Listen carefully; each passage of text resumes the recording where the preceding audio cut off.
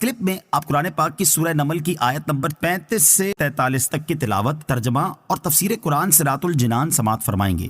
بسم اللہ الرحمن الرحیم۔ ترجمہ، اللہ کے نام سے شروع جو نہایت مہربان رحمت والا ہے۔ وَإِنِّي مُرْسِلَةٌ إِلَيْهِمْ بِهَدِيَّةٍ فَنَاظِرَةٌ بِمَ يَرْجِعُ الْمُرْسَلُونَ۔ ترجمہ، اور میں ان کی طرف ایک تحفہ بھیجنے والی ہوں، پھر دیکھوں گی کہ قاصد کیا جواب لے کر لوٹتے ہیں۔ وَإِنِّي مُرْسِلَةٌ إِلَيْهِمْ بِهَدِيَّةٍ، اور میں ان کی طرف ایک تحفہ بھیجنے والی ہوں۔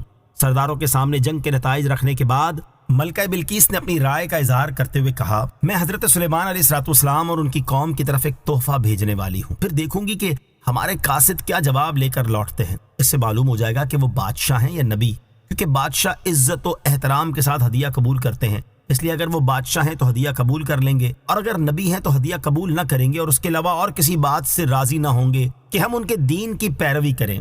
چنانچہ ملکہ نے اپنے قاصد کو ایک خط دے کر روانہ کیا، اور اس کے ساتھ 500 غلام اور 500 باندیاں بہترین لباس اور زیوروں کے ساتھ آراستہ کر کے سونے سے نقش و نگار کی ہوئی زینوں پر سوار کر کے بھیجے۔ ان کے علاوہ 500 سونے کی اینٹیں، جواہرات لگے ہوئے تاج اور مشک و عنبر وغیرہ بھی روانہ کیے۔ حدود یہ دیکھ کر چل دیا، اور اس نے حضرت سلیمان علیہ السلام کے پاس تمام حالات کی خبر پہنچا دی۔ آپ علیہ السلام نے حکم دیا کہ سونے چاندی کی اینٹیں بنا کر 9 فرسنگ یعنی 27 میل کے میدان میں بچھا دی جائیں، اور اس کے ارد گرد سونے چاندی سے بلند دیوار بنا دی جائے، اور خشکی و تری کے خوبصورت جانور اور جنات کے بچے میدان کے دائیں بائیں حاضر کیے جائیں۔ فَلَمَّا جَاءَ سُلَيْمَانَ قَالَ أَتُمِدُّونَنِ بِمَالٍ فَمَا آتَانِيَ اللَّهُ خَيْرٌ مِّمَّا آتَاكُمْ بَلْ أَنتُمْ بِهَدِيَّتِكُمْ تَفْرَحُونَ۔ ترجمہ، پھر جب قاصد سلیمان کے پاس آیا تو سلیمان نے فرمایا، کیا تم مال کے ذریعے میری مدد کرتے ہو؟ تو اللہ نے جو کچھ مجھے عطا فرما رکھا ہے وہ اس سے بہتر ہے جو اس نے تمہیں دیا ہے، بلکہ تم ہی اپنے تحفے پر خوش ہوتے ہو۔ فَلَمَّا جَاءَ سُلَيْمَانَ، پھر جب قاصد سلیمان کے پاس آیا، جب بلقیس کا قاصد تحائف لے کر حضرت سلیمان علیہ السلام کے پاس آیا تو آپ علیہ السلام نے اس سے فرمایا، کیا تم مال کے ذریعے میری مدد کرتے ہو؟ اللہ تعالیٰ نے جو کچھ مجھے علم، نبوت اور بادشاہت کی صورت میں عطا فرما رکھا ہے وہ اس دنیاوی مال و اسباب سے بہتر ہے جو اس نے تمہیں دیا ہے، بلکہ تم ہی اپنے تحفے پر خوش ہوتے ہو، یعنی تم فخر کرنے والے لوگ ہو، مال دنیا کی وجہ سے ایک دوسرے پر بڑائی جتاتے ہو اور ایک دوسرے کے تحفے پر خوش ہوتے ہو۔ مجھے نہ دنیا سے خوشی ہوتی ہے نہ اس کی حاجت۔ اللہ تعالیٰ نے مجھے اتنا کثیر عطا فرمایا کہ اتنا اوروں کو نہ دیا، اور اس کے ساتھ ساتھ مجھے دین اور نبوت سے بھی مشرف کیا۔ ارجع إليهم فلنأتينهم بجنود لا قبل لهم بها ولنخرجنهم منها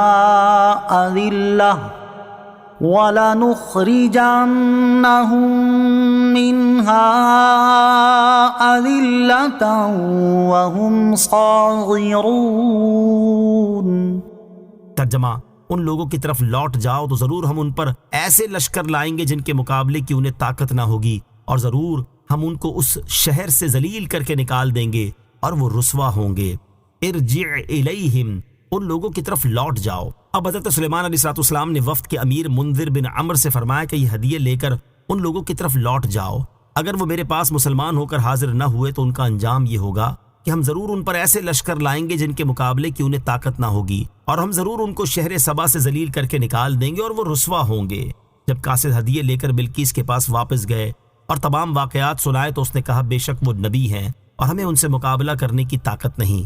پھر بلقیس نے اپنا تخت اپنے 7 محلوں میں سب سے پچھلے محل میں محفوظ کر کے سب دروازوں پر تالے لگوا دیے اور ان پر پہرے دار بھی مقرر کر دیے، اور حضرت سلیمان علیہ السلام کی خدمت میں حاضر ہونے کا انتظام کرنے لگی تاکہ دیکھے کہ آپ علیہ السلام اسے کیا حکم فرماتے ہیں۔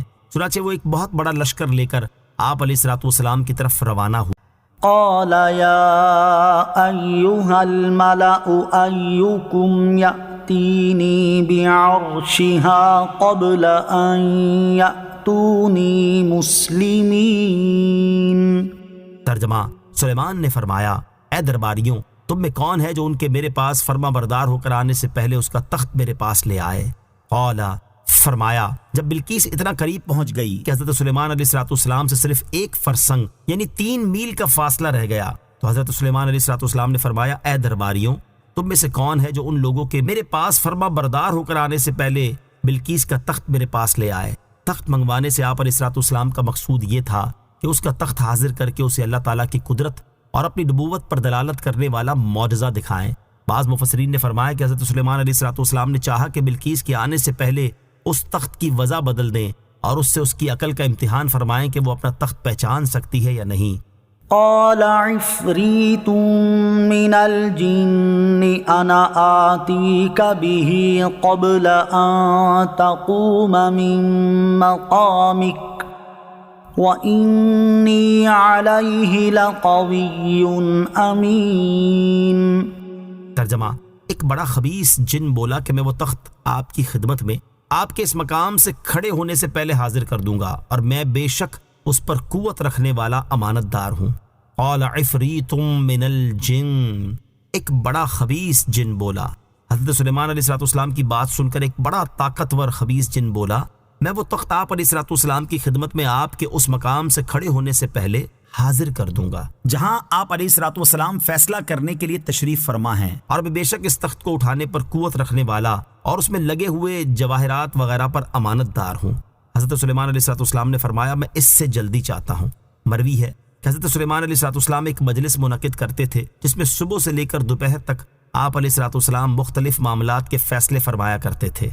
قال الذي عنده علم من الكتاب انا آتيك به قبل ان يرتد اليك طرفك فلما رآه مستقرا عنده قال هذا من فضل ربي لِيَبْلُوَنِي أَأَشْكُرُ أَمْ أَكْفُرُ وَمَنْ شَكَرَ فَإِنَّمَا يَشْكُرُ لِنَفْسِهِ وَمَنْ كَفَرَ فَإِنَّ رَبِّي غَنِيٌّ كَرِيمٌ۔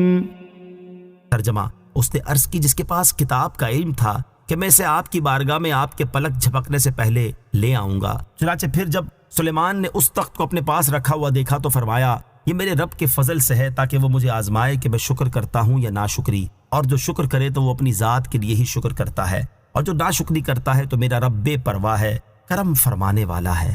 قال الذی عنده علم من الکتاب، اس نے عرض کی جس کے پاس کتاب کا علم تھا۔ کتاب کا علم رکھنے والے سے مراد حضرت سلیمان علیہ السلام کے وزیر حضرت آصف بن برخیہ رضی اللہ تعالی عنہ ہیں۔ یہ اللہ تعالیٰ کا اسم اعظم جانتے تھے۔ چنانچہ ابو البرکات عبداللہ بن احمد نصفی رحمۃ اللہ تعالی فرماتے ہیں، یہی قول زیادہ صحیح ہے اور جمہور مفسرین کا اسی پر اتفاق ہے۔ ابو حیان محمد بن یوسف اندلسی رحمۃ اللہ تعالی فرماتے ہیں، جس کے پاس کتاب کا علم تھا وہ انسانوں میں سے ایک شخص تھے اور ان کا نام حضرت آصف بن برخیہ رضی اللہ تعالی عنہ تھا۔ یہ جمہور مفسرین کا قول ہے۔ ابو عبداللہ محمد بن احمد قرطبی رحمۃ اللہ تعالی فرماتے ہیں، اکثر مفسرین کا اس بات پر اتفاق ہے کہ جس کے پاس کتاب کا علم تھا اس سے مراد حضرت آصف بن برخیہ رضی اللہ تعالی عنہ ہیں۔ اور ابو محمد حسین بن مسعود بغوی رحمۃ اللہ تعالی فرماتے ہیں، اکثر مفسرین نے فرمایا کہ جس کے پاس کتاب کا علم تھا وہ حضرت آصف بن برخیہ رضی اللہ تعالی عنہ تھے۔ ان تفاسیر کے علاوہ دیگر معتبر تفاسیر جیسے تفسیر سمرقندی جلد 2 صفحہ 497، تفسیر جلالین صفحہ 320، تفسیر ساوی جلد 4 صفحہ 1498، تفسیر روح البیان جلد 6 صفحہ 349 میں راجع اور جمہور مفسرین کا یہی قول لکھا ہے کہ جس کے پاس کتاب کا علم تھا اس سے مراد حضرت سلیمان علیہ السلام کے وزیر حضرت آصف بن برخیہ رضی اللہ تعالی عنہ ہیں۔ انا آتیک بہ قبل ان یرتد الیک طرفک، میں اسے آپ کی بارگاہ میں آپ کے پلک جھپکنے سے پہلے لے آؤں گا۔ جب حضرت آصف بن برخیہ رضی اللہ تعالیٰ عنہ نے کہا کہ میں آپ علیہ السلام کی بارگاہ میں اس تخت کو آپ کے پلک جھپکنے سے پہلے لے آؤں گا، تو تو حضرت سلیمان علیہ السلام نے ان سے فرمایا اگر تم نے ایسا کر لیا تو تم سب سے زیادہ جلدی اس تخت کو لانے والے ہوگے۔ حضرت آصف بن برخیہ نے جب اسم اعظم کے ذریعے دعا مانگی تو اسی وقت تخت حضرت سلیمان علیہ السلام کے سامنے نمودار ہو گیا۔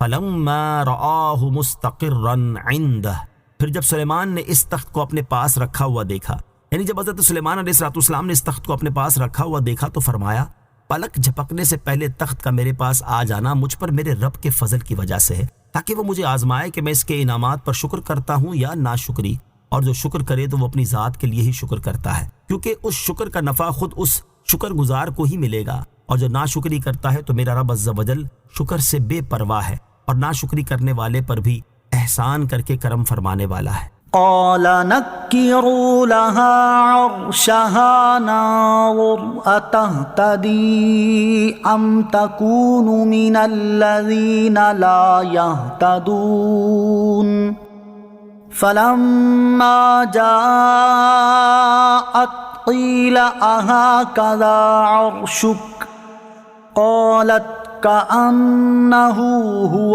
وأوتينا العلم من قبلها وكنا مسلمين